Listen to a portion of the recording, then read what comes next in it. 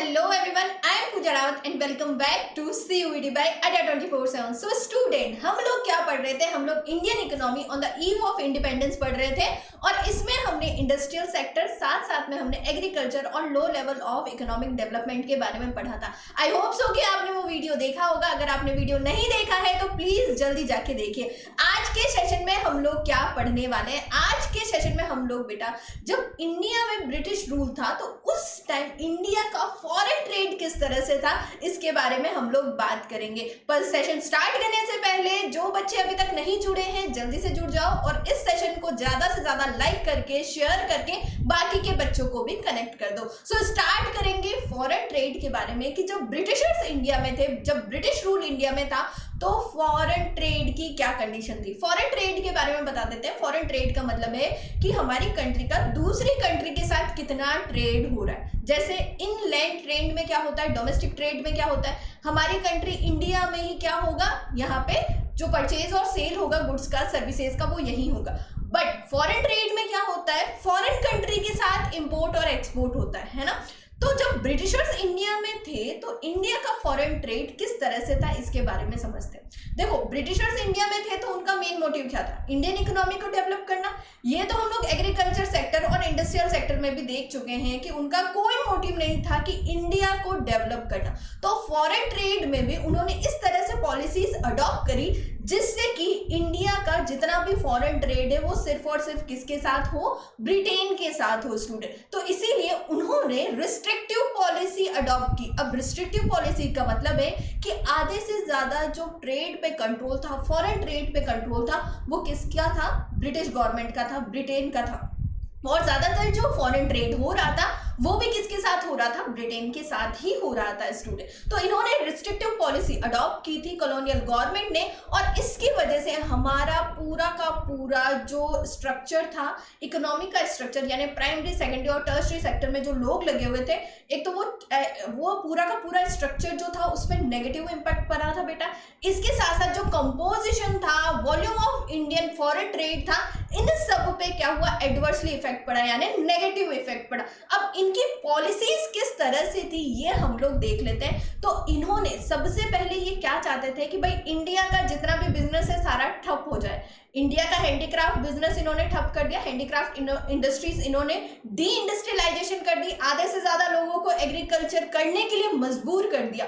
अब इनका main motive क्या था, ब्रिटेन में जो इंडस्ट्रियल डेवलपमेंट हो रहा था उसके लिए इंडिया क्या बने बेटा, एक फीडिंग इकोनॉमी बन के रह जाए। यानी इंडिया से रॉ मटेरियल एक्सपोर्ट हो रहा था और वहां से यानी ब्रिटेन से जो फिनिश गुड बन रहा था वो कहाँ इंपोर्ट हो रहा था स्टूडेंट, इंडिया में इंपोर्ट हो रहा था। तो इनका मेन मोटिव क्या था कि इन्होंने किस तरह से अपनी फॉरेन ट्रेड की स्ट्रेटेजीज इंडिया में लेके आए, रिस्ट्रिक्टिव पॉलिसीज इंडिया में कैसे लेके आए।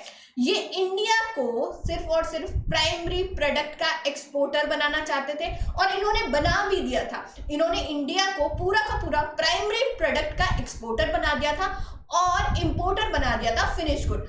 अब कौन कौन से जो प्राइमरी प्रोडक्ट या रॉ मटेरियल है इंडिया से एक्सपोर्ट होते थे स्टूडेंट उस टाइम, जो प्राइमरी प्रोडक्ट है लाइक रॉ सिल्क, कॉटन, वुल, शुगर, इंडिगो, जूट और इसके अलावा और भी गुड्स और भी रॉ मटेरियल ये इंडिया से एक्सपोर्ट होते थे। बहुत ही चीप रेट में, बहुत ही कम रेट पे ये इंडिया से एक्सपोर्ट होते थे। ब्रिटेन जाते थे, ब्रिटेन में इंडस्ट्रीज लगी थी, वहां पे क्या बनते थे, इनसे फिनिश गुड बनते थे। जैसे रॉ सिल्क से रॉ का कपड़ा बन गया है ना, सिल्क का कपड़ा बन गया। कॉटन, जो कॉटन जा रही है उससे कॉटन क्लोथ बन गए है ना, वुल जा रही है तो वुलन क्लोथ बन गए है ना, शुगर जा रही है तो शुगर से जो प्रोडक्ट्स है वो बन गए बेटा, है ना। इस तरह के जो फिनिश गुड है वो बनते थे और वो सेल होने के लिए कहाँ आ रहे थे, इंडियन मार्केट में ही आ रहे थे। यानी दोहरी मार मर रहा था बेटा इंडियन इकोनॉमी। ओके, नेक्स्ट हम देखेंगे इंपोर्टर बन के किसका रह गया, फिनिश कंज्यूमर गुड का इंपोर्टर बन के रह गया। यानी इंडिया अब क्या खरीद रहा था, इंडियन मार्केट में जो ब्रिटेन से कॉटन के जो क्लोथ बन के आ रहे थे वो इंडिया में सेल हो रहे थे। सिल्क के जो क्लोथ बन के आ रहे थे स्टूडेंट इंडिया में बन रहे थे वुलन क्लोथ हो गए, कैपिटल गुड्स के बारे में हमने लास्ट क्लास में भी बात करी थी। कैपिटल गुड्स में क्या हो गई, जैसे भारी मशीनरीज हो गई, टूल्स हो गए, इक्विपमेंट्स हो गए।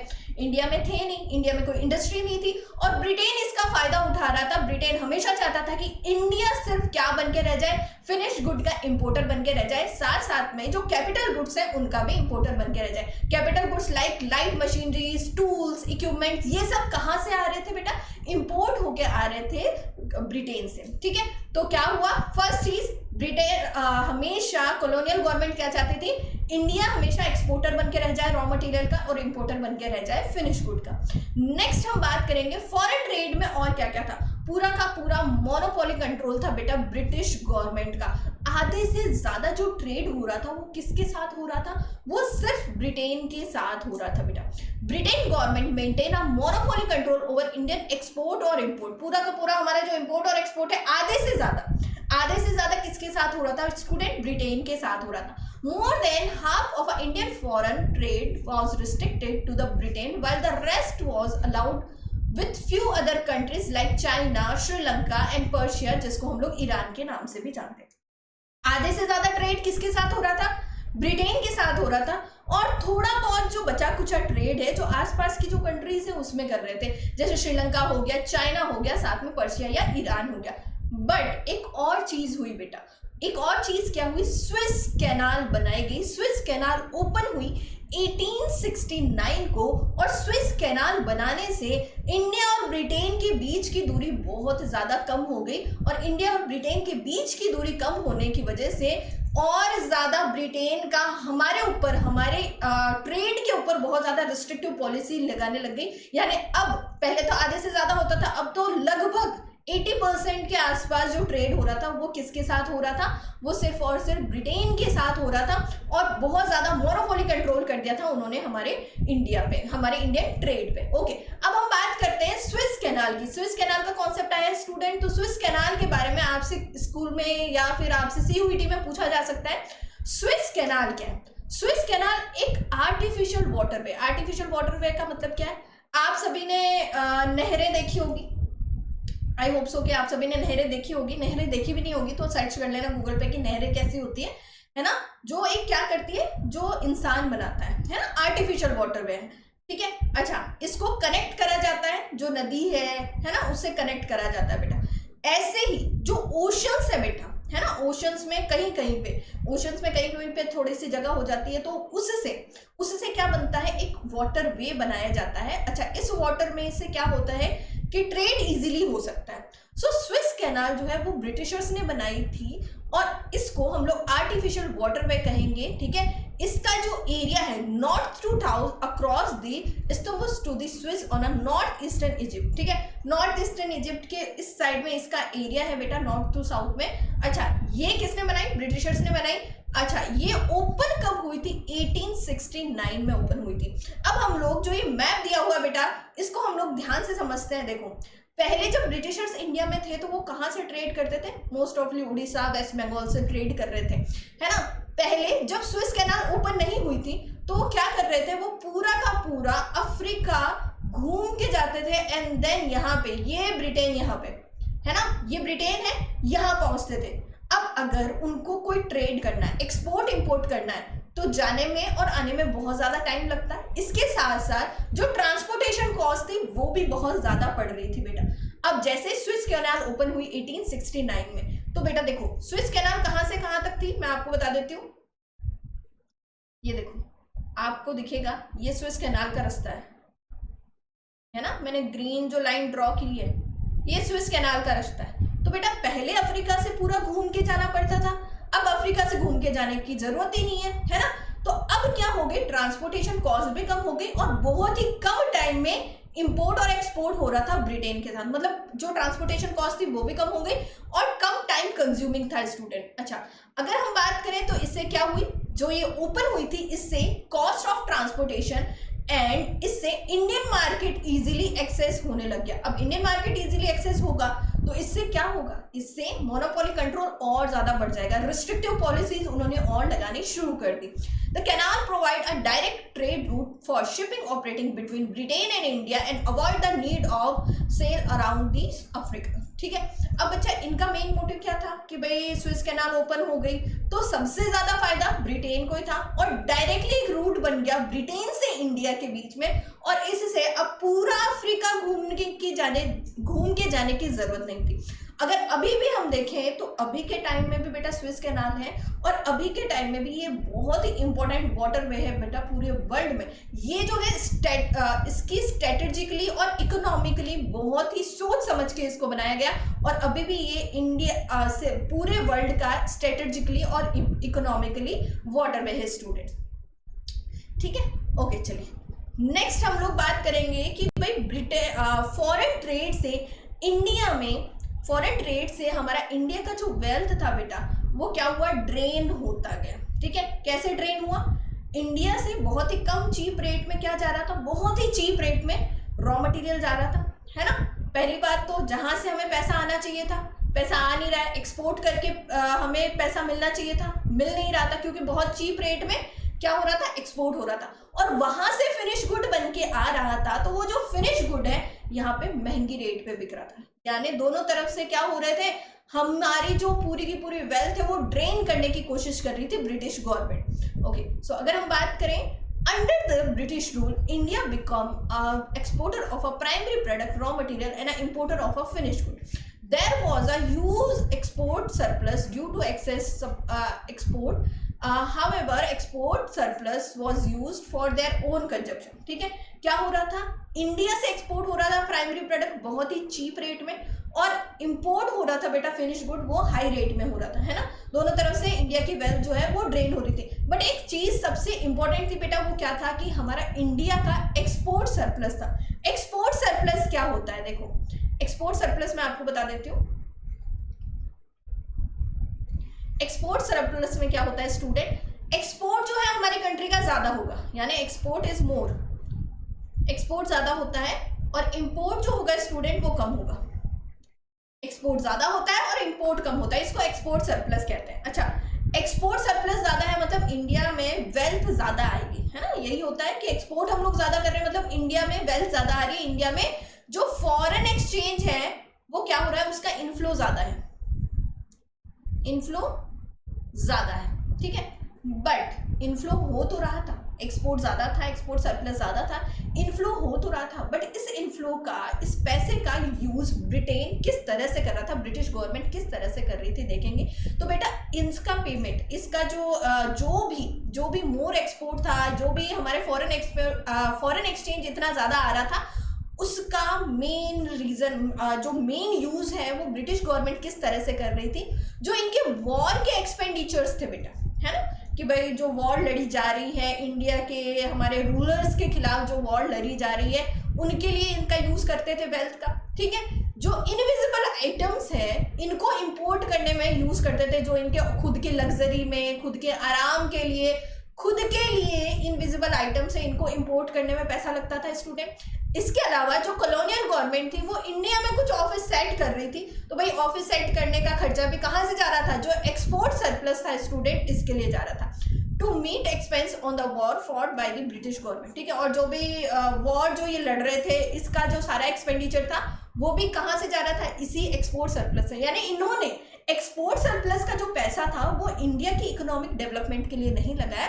बल्कि उन्होंने खुद के डेवलपमेंट के लिए, खुद के लिए ही रखा बेटा। और इससे क्या हुआ, एक्सपोर्ट बहुत ही हाई लेवल पे एक्सपोर्ट हो रहा था, इवन इतना ज़्यादा एक्सपोर्ट हो रहा था कि इंडिया में जो बेसिक चीज़ें हैं, बेसिक गुड्स हैं, वो भी नहीं मिल पा रही थी बेटा, जैसे मिट्टी का तेल है ना, शुगर है, ये मिल ही नहीं रही थी इंडियन मार्केट में, क्योंकि आधे से ज़्यादा एक्सपोर्ट हो रहा था, है ना, आधे से ज़्यादा एक्सपोर्ट हो रहा था, तो इंडिया में ये सब मिल ही नहीं रहा था। और इंडिया में उस टाइम इन्फ्लेशन बहुत ज़्यादा बढ़ा हुआ था, एक तो गरीबी बढ़ी हुई थी, दूसरा इन्फ्लेशन बढ़ा हुआ था, क्योंकि चीज़ें है ही नहीं, डिमांड तो है बट प्रोडक्ट है ही नहीं, अब प्रोडक्ट नहीं है तो कॉस्ट क्या हो जाएगी, बढ़ जाएगी, यानी इन सब की प्राइस जो थी वो बढ़ गई, है ना, प्राइस जो थी वो इंक्रीज हो गई बेटा।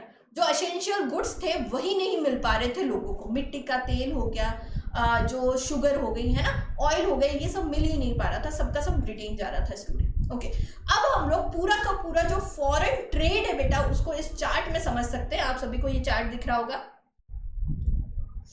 पूरा का पूरा फॉरेन ट्रेड हम लोग इसी में ही समझ सकते हैं स्टूडेंट। ओके चलिए, तो सबसे पहले क्या था, ब्रिटिशर्स का मोनोपोली कंट्रोल था फॉरेन ट्रेड पे, ठीक है। इसके अलावा export of raw material and import of finish good था, and drain of Indian wealth, ठीक है। तीनों का ही यहाँ पे जो हमने पढ़ा है ना, उन तीनों का ही यहाँ पे क्या बना दिया बेटा, चार्ट बना दिया। ओके, अब देखो ब्रिटिशर्स का मोनोपोली कंट्रोल था बेटा, हमारे पूरा का पूरा इंपोर्ट और एक्सपोर्ट जो हो रहा था उस सब पे हमारा क्या था, ब्रिटेन का मोनोपोली कंट्रोल था इंडिया में, ठीक है। अच्छा, इसकी वजह से as a result more than half of Indian foreign trade was restricted by the Britain, ठीक है। और इसका रिजल्ट ये निकला कि इंडिया से मोर एंड हाफ, ठीक है, यानी आधे से ज्यादा जो ट्रेड था वो किसके साथ हो रहा था, वो ब्रिटेन के साथ हो रहा था, और उनका कंट्रोल था, रिस्ट्रिक्टिव पॉलिसीज उन्होंने लागू कर रखी थी, इसकी वजह से उनका कंट्रोल था स्टूडेंट, ठीक है। इसके अलावा नेट इंपोर्ट और एक्सपोर्ट, अगर हम बात करें net export of raw material and import of finish good में देखेंगे कि स्विस कैनाल ओपन हुई 1869 में ओपन हुई बेटा, और इससे ये फायदा हुआ कि भाई अब पूरा अफ्रीका घूम के जाने की जरूरत नहीं होगी, और इससे कॉस्ट और जो ट्रांसपोर्टेशन कॉस्ट है और जो टाइम है वो दोनों ही क्या हुए, रिड्यूस हुए। बट इससे फायदा किसको हुआ, ब्रिटिश गवर्नमेंट को ही हुआ। इंडियन वेल्थ को किस तरह से ड्रेन किया बेटा, huge export surplus due to huge export volume, India से बहुत ज्यादा एक्सपोर्ट हो रहा था और इसकी वजह से इंडिया का जो एक्सपोर्ट सरप्लस है वो ज्यादा हो रहा था, यानी इंपोर्ट कम हो रहा था और एक्सपोर्ट ज्यादा हो रहा था। बट इस एक्सपोर्ट सरप्लस का यूज ब्रिटिश गवर्नमेंट किसके लिए कर रही थी, अपने एडमिनिस्ट्रेटिव एक्सपेंसेस के लिए कर रही थी, अपने जो वॉर जो लड़ रहे थे उनके एक्सपेंडिचर्स के लिए कर रही थी, और इनविजिबल आइटम्स के इंपोर्ट के लिए कर रही थी। जो हमने पढ़ा था अब तक बेटा वो पूरा का पूरा इस एक चार्ट में है। आपका अगर छोटा सा क्वेश्चन आए ना तो आप इस चार्ट को बना सकते हो, ये बहुत ही इजी है, रिमेंबर भी अच्छे से हो जाएगा और आपको याद भी हो जाएगा बेटा, ठीक है। इसके अलावा बेटा बहुत ही इंपॉर्टेंट न्यूज़ बेटा आप सभी के लिए, अगर आप सीयूईटी या फिर बोर्ड्स की तैयारी कर रहे हो, और सीयूईटी और बोर्ड्स में क्या इंपॉर्टेंट है आपके लिए, क्या सिर्फ सीयूईटी इंपॉर्टेंट है या फिर बोर्ड इंपॉर्टेंट है या फिर आपके लिए दोनों ही चीजें इंपॉर्टेंट है, तो भाई आपकी इन्हीं क्वेश्चंस इन्हीं क्वेरी का जवाब लेके हम सब लोग आ रहे हैं स्टूडेंट आप सबसे मिलने कल, यानी 7 जून को शाम को 4 PM पे, यानी कल आपके लिए होने वाला एक बहुत बड़ा धमाका, बहुत बड़ा सरप्राइज, जिसमें हम बताएंगे कि भाई आपके लिए क्या नया आने वाला है बेटा, आपके सीयूईटी और बोर्ड्स के लिए क्या नई चीज आने वाली है। और ये सब आपको कैसे पता चलेगा, जब आप आओगे 7 जून को 4 PM पे सीयूईटी बाय अड्डा 247 पे, तो आप सभी का इंतजार रहेगा बेटा। इसके अलावा अगर आप में से जो बच्चा है सीयूईटी की तैयारी करना चाहता है या बोर्ड्स की तैयारी करना चाहता है बेटा, तो हमारा एम्बिशियंस बैच निकला हुआ है। इस बैच में आप इनरोल होंगे तो आपको मैक्सिमम टू मैक्सिमम डिस्काउंट मिलेगा। डिस्काउंट कैसे मिलेगा, जब आप कोड यूज करोगे 5490। सेशन अच्छा लगा है तो लाइक करना, शेयर करना, कमेंट करके जरूर बताना कि आज का सेशन आपको कैसा लगा, एंड सब्सक्राइब करना ना भूलें। अब नेक्स्ट क्लास हमारी लाइव क्लास होगी स्टूडेंट, और उस क्लास में हम लोग industrial sector as well as हम लोग फॉरेन ट्रेड के मोस्ट इंपोर्टेंट क्वेश्चंस करने वाले हैं। कितनी बजे करेंगे हम लोग, सैटरडे को, सैटरडे यानी 7 जून को स्टूडेंट, 7 जून को 4 PM पे, है ना, थोड़ा सा टाइम चेंज हो सकता है, 4 या 4:30 हो सकता है बेटा, है ना। उस दिन मिलेंगे और हम लोग क्या करेंगे, इनके क्वेश्चंस को डिस्कस करेंगे। अब मैं आपको बता देती हूँ कि आपको एम्बिशियस बैच में किस तरह से इनरोल होना है स्टूडेंट। इसके लिए सबसे पहले आपको गूगल पे जाना है,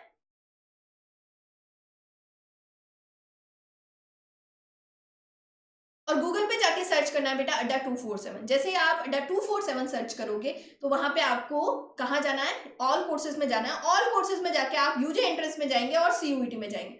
सीयूईटी में अगर आप कॉमर्स है तो कॉमर्स को आपको सेलेक्ट करना है, अगर आप आर्ट्स से हैं, ह्यूमैनिटीज से हैं, तो आपको ह्यूमैनिटीज या आर्ट्स सेलेक्ट करना है स्टूडेंट।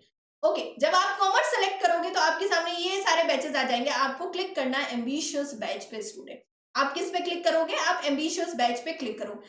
आपको इस बैच में क्या क्या मिलने वाला है, 500 आवर्स की 2 वे इंटरेक्टिव क्लासेस मिलेगी, 289 टेस्ट सीरीज मिलेगी बेटा, 66 ई बुक्स मिलेगी। इसके साथ साथ एक्सपर्ट फैकल्टी से पढ़ने का मौका मिलेगा। आपकी boards as well as CUET दोनों की ही तैयारी होगी बेटा। ये सारी चीजें हैं, कौन सी क्लासेस कब कब लग रही है, सारा का सारा स्केड्यूल आपको यहाँ पे दिखेगा बेटा। आप आराम से जाके इन स्केड्यूल को देख सकते हो और आप पढ़ सकते हो, है ना। ओके चलिए, नेक्स्ट, अब आपको इनरोल कैसे करना है, आपको जाना है बाय नाउ पे। आप जैसे ही बाय नाउ पे जाओगे तो बेटा यहाँ पे ना आपके सामने ये पेज ओपन हो जाएगा। यहाँ पे आपको 15% का एक डिस्काउंटिंग कूपन मिलेगा। आपको ये यूज नहीं करना, आपको क्या यूज करना है, Y490। ठीक है, क्या यूज करना है आपको, Y490। जैसे ही आपने ये वाला कोड लगाया और आप यहाँ पे इस कोड को लगाते हो स्टूडेंट,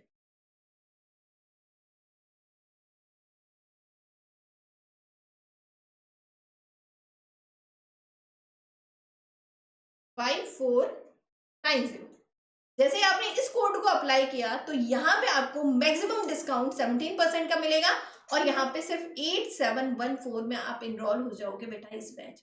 तो जो बच्चे हमसे जुड़ना चाहते हैं, जो बच्चे अपनी सारी की सारी तैयारी करना चाहते हैं, यानी बोर्ड्स प्लस सीयूटी दोनों की ही तैयारी करना चाहते हैं, तो बेटा उसके लिए ये वाला बैच सबसे ज्यादा वरदान देता है। एम्बिशियस बैच है बेटा, कॉमर्स की पूरी तैयारी होगी, आपके अकाउंट्स, बीएसटी, इकोनॉमिक्स साथ साथ में, एज वेल एज आपकी मैथ्स की भी तैयारी होगी और आपकी लैंग्वेज की तैयारी एज वेल एज आपकी जीटी की भी तैयारी होगी। बेटा ये सारी की सारी तैयारी करेंगे हम लोग कहाँ पे, एम्बिशियस बैच में। तो जो बच्चा इनरोल होना चाहता है वो कोड यूज करना ना भूले, Y490। ठीक है, और कल के सेशन में आपसे मुलाकात होगी शाम को 4 बजे, जिसमें हम लोग देखने वाले हैं कि भाई बोर्ड्स और सीयूईटी दोनों के लिए आपके लिए क्या चीज आने वाली है। एज वेल एज हम लोग अपने इंपॉर्टेंट क्वेश्चंस करेंगे सैटरडे को, है ना, जिसमें हम लोग industrial sector as well as हम लोग फॉरेन ट्रेड के बारे में भी बात। चलिए अब मिलते हैं नेक्स्ट क्लास में, तब तक के लिए बाय टू यू ऑल, अपना ख्याल रखें, bye bye to you all.